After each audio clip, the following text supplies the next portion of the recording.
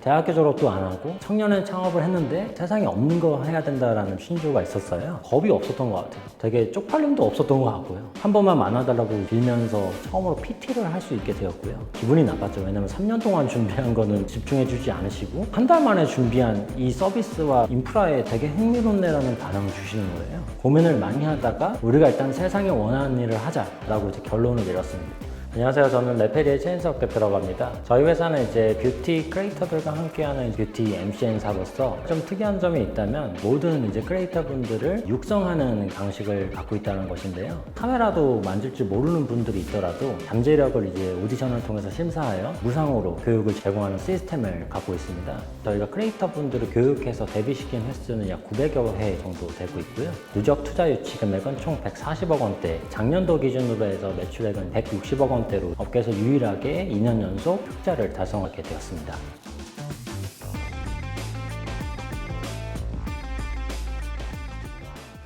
대학교에 갔는데 좀 아쉽게도 제가 원하는 학과에 진학하지 못했다라는 결과를 얻었습니다. 학교에 있는 시간보다 이제 나가서 서점에 가서 그냥 책을 읽기도 했고요. 내가 좀 많이 특이하고 내가 루저인가라는 생각도 많이 하게 됐습니다. 그러다가 어느 날 이제 답답해서 제가 갖고 있는 생각 중 하나를 한번 그냥 글로 써보자. 블로그를 하나 개설하고 첫 글을 썼습니다. 주식으로 스펙 쌓기라는 글이었는데요. 다른 친구들이 취업을 준비하는데 자꾸 그 기업에 대해서 알지 못하면서 그 회사에 가고 싶다고 하는 게 좀 많이 답답했습니다. 그럴 바에는 그냥 지금부터 그 회사 주식을 사라. 재산을 걸고 그 회사의 각종 이슈를 오늘날부터 공부해가고 면접을 보면 좀 잘 되지 않을까? 이런 관점을 제시를 했었고 그 글이 이제 포털 사이트 메인에 바로 뜨면서 4만 명의 방문자분들이 하루아침에 들어왔다라는 겁니다. 내 생각이 틀리지 않았을지도 몰라라는 생각에 여러 가지 글을 쓰기 시작했고 이제 1년에 100만 명 정도가 방문하셨으니까 많은 분들이 반응을 한다는 것은 처음에는 그냥 단순히 좋은 일이었지만 어느 순간 좀 깨달은 바가 좀 있습니다. 업계에 대한 불만족스러움을 이제 표출하는 이제 글을 썼을 때 구독자분께서 글로만 얘기하지 마시고 한번 해보세요. 잘하실 것 같아요. 라는 말을 했는데 나 글만 쓰고 있었네. 내가 했으면 그렇게 잘했을 수 있을까? 그러면서 제가 절필을 하게 됐고요. 이제는 내가 진짜 해본 결과를 말씀을 드리고 평가도 받고 노하우를 공유하는 사람이 되고 싶다 라는 마음에 창업도 저에게 영향을 주게 되었습니다. 처음 창업 모델은 똑같이 뷰티 섹터이긴 했는데 O2O 커머스를 좀 기획했었습니다. 당시에 중소형 브랜드들이 상승하는 시기였고요. 백화점 안에는 고급 브랜드들이 이제 고전하던 시기였습니다. 저가 공세의 명품 브랜드들은 어떻게 대응할 수 있지? 웹사이트에서 되게 멋있게 할인 프로모션을 하고 그거를 백화점에 가서 직접 매장에서 수령하는 서비스를 하게 되면은 이제 고객 만족도가 높고 브랜드들도 좋아하지 않을까? 당시에서의 추측과 예측을 기반으로 만들었고요. 이런 꿈에 조인하는 멤버들도 생겼습니다. 대부분의 청년 창업가분들이 제가 상담을 해주더라도 저는 줄 돈이 없으니까 감히 저와 함께 해달라고 말할 자격이 안 됩니다 라고 얘기를 해요. 저는 좀 뻔뻔해졌었어요. 돈이란 건 화폐잖아요. 각 나라마다 화폐 단위가 다릅니다.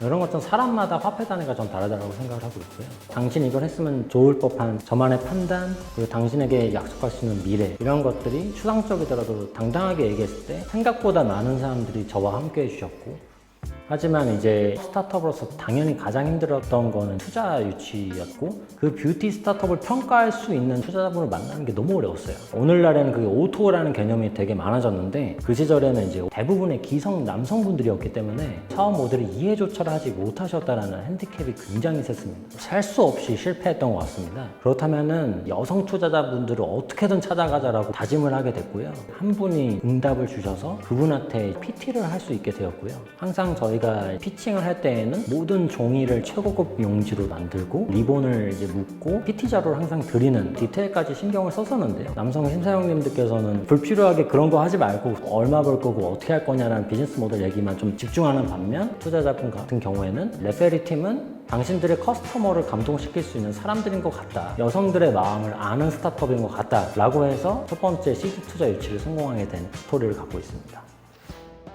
원대한 꿈만 꾸면서 이제 사업 모델을 만들다 보니까 실제 그 오퍼레이션을 하게 됐을 때 저희가 아무런 세상에 레퓨테이션이 없다거나 자금이 작은 상태에서 할 수 있는 비즈니스 모델이 아니라는 현실에 부딪히게 되었고요. 오늘날의 새로운 MCN 비즈니스 모델을 사실은 이제 부가 서비스로 하게 되었는데요. 제가 파워블로거 모임을 운영을 했었는데 뷰티 블로거들이 많이 있었고요.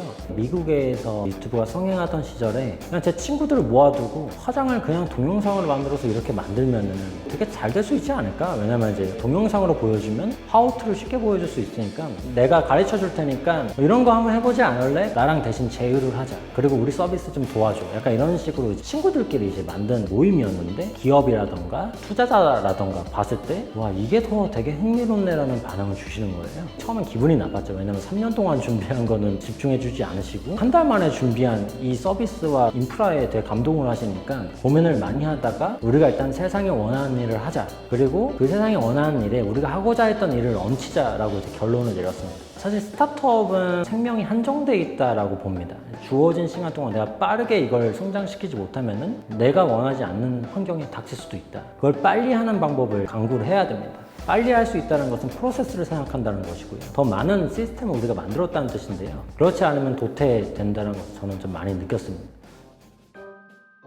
2016년도 정도에 저희 회사는 약 18억 원의 적자를 냈습니다. 제가 그때 문득 생각이 들더라고요. 내가 18억을 다시 벌려면은 어떤 일을 해야 되지? 답이 안 떠오르는 거예요. 제가 돈을 쓰는 쇼핑을 하고 있었던 거지 돈을 버는 투자를 하고 있었는가를 망각하는 수준에 이르게 되더라고요. 근데 대표가 이 정도인데 직원들은 어떠한가를 봤더니 2,000원을 쓰고 1,000원을 벌었다고 좋아하는 거예요. 저는 개인적으로 스타트업이 적자를 내는 건 문제라고 생각하지 않습니다만 적자를 내는 걸 당연시 여기고 2,000원 지출하고 1,000원 벌고 좋아하는 컬처가 생기는 건 굉장히 위험하다고 생각합니다. 그때부터 재무에 대해서 낱낱이 살펴보게 되었고요. 다들 같이 이게 비용이고 이게 이익이고 이런 원리 자체부터 다시 배웠습니다. 우리가 흑자를 낼 수 있는 기업인지를 증명하자가 제 모토였고요. 증명하기 위해서 2년이 걸렸던 것 같습니다. 실패를 줄이기 위한 저만의 액션은 실패를 매우 강력하게 상상합니다. 되게 냉정하게 상상합니다. 저는 최근에도 경영기획실한테 저희 회사가 망할 수 있는 시나리오 5개를 제출하라고 했습니다. 그래야만 내가 뭘 해야 되는지가 나오게 됩니다. 그래서 저희 회사도 앞으로 매번 흑자를 낸다라고 장담할 수 없겠지만 계속적으로 이런 마인드를 구성원들과 제가 가져갈 예정이고요. 그리고 이러한 기업들만이 스스로 성장해서 스스로 상장하고 주식시장에서 정식적으로 인정받는 날이 오지 않을까. 그런 스타트업이 저희는 되고 싶습니다. 저는 인류가 한 번도 빠짐없이 성장하고 더 살기 좋은 곳으로 가고 있다고 생각하는 좀 주의거든요. 청년 창업가들만이 할 수 있는 일들이 수많이 펼쳐져 있는 게 스타트업인 것 같습니다. 하지만은 나이가 어리다는 것은 실패한 경험, 성공한 경험 모두가 경험이 적고 노하우가 적다는 뜻입니다. 그래서 우리가 일을 잘할 가능성이 굉장히 적습니다. 그리고 우리끼리 합리화할 수가 있고요. 만든 사람들끼리 좋아하지 말고 대기업, 글로벌 기업에게 보여주고 실패하고 하면서 철저하게 좀 분석을 하실 필요가 있습니다. 저도 지금 이제 창업 7년 차가 됐고 나름대로 성과를 거두고 있지만 더 잘해야 되고 더 잘하는 사람이 있다라는 사실이 항상 저를 괴롭히거든요.